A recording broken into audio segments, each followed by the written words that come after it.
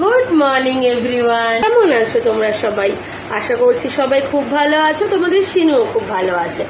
তো এখন বেজে গিয়েছে বেলা 11টা। শিনু মহারাজি ঘুম থেকে উঠে আজকে ফ্রেশ হয়ে নিয়েছে। আজকে স্নান করাইনি, বাইরে যেহেতু বৃষ্টি হচ্ছিল গাটা স্পঞ্জ করে দিয়েছি। আসলে ওর একটু কাশিও হয়েছে, ঠান্ডা গরমে না ওর খালি ঠান্ডা লাগছে।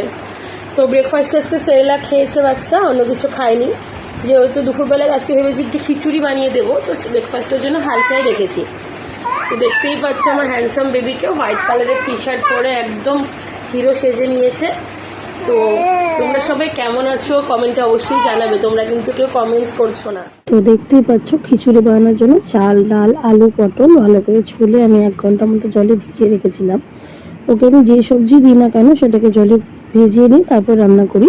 তারপরে প্রেসারে 10 থেকে 12টা সিটি দিয়ে ভালো করে ব্লেন্ড করে নিয়েছি। ওকে এখনও সেরকম গোটা গোটা খাবার দিই না আমি, আর খিচুড়ি তো দিই না, পছন্দ করে না গোটা গোটা খেতে। এমনি আমার ছেলে না খিচুড়ি, ডাল, স্যুপ এগুলো সেরকম খেতে ভালোবাসে না, তবুও দিতে হয়।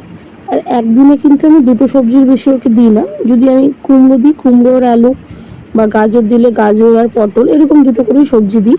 তো কুমড়ো দিইনি, পটল আর আলুই দিয়েছি, আর একটুখানি বাটার দিয়ে খিচুড়িটা করে নিয়েছি। একটু জিরে সম্বা দিয়েছিলাম, আর ও যে লবণ খায় রক্সল, সেই লবণটা দিয়েছি। দেখো মহারাজ কোনো রকমে মুখ বানিয়ে বানিয়ে কষ্টে সৃষ্টে খাচ্ছে, মানে একদমই পছন্দ হচ্ছে না, দেখেই হয়তো বুঝতে পারছো তোমরা।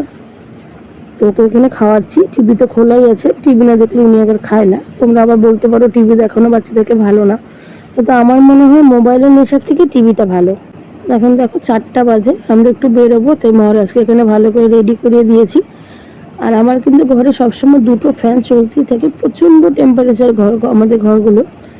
তো যাই হোক, আমি ওদিকে রেডি হচ্ছিলাম, তো ওর কাছে আমি ফ্যানটা যাচ্ছিলাম, ও আমাকে হাত দিচ্ছিল। ওই ফ্যানটা না ওর খুব পছন্দের, ওটা নিয়ে সব সময় খেলতে থাকে। তো তারপরে আমিও রেডি হয়ে নিয়েছি।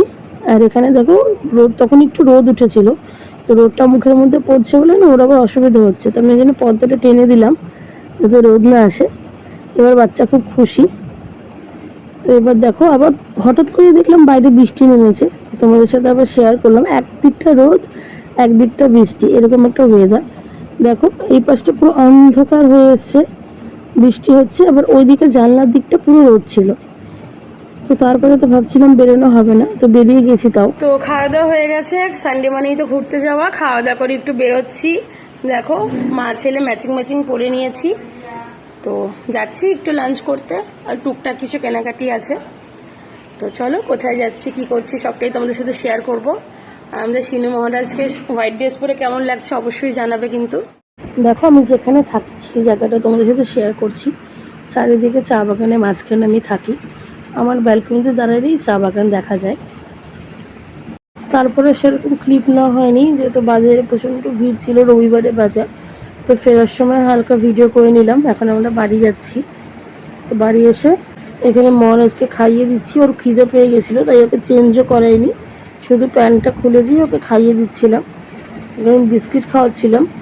সন্ধ্যাবেলা মাঝে মাঝে স্ন্যাক্সে বিস্কিটই খায়, প্রতিদিন সেরেলাক দিই না, তো আজকে ওকে আমি বিস্কিটই দিচ্ছিলাম। আর দেখো আমার ঘরের লাইটের কোয়ালিটির জন্য ভিডিও কোয়ালিটিটা খারাপ আসছে, তো তোমরা একটু ম্যানেজ করে নিও। আর এই হলো মহারাজের আজকের ড্রেস আপ, কেমন লাগছে কিন্তু জানাবে। তো আজকের ভিডিওটি এতটুকুই রাখছি, তোমাদের সাথে আজকের কিছু ফটো শেয়ার করে নিচ্ছি। এই হলো মহারাজের বাবা মিস্টার অভিষেক চক্রবর্তী। আর এখানে আমি একটু কেক মেরে ফটো তুলছিলাম।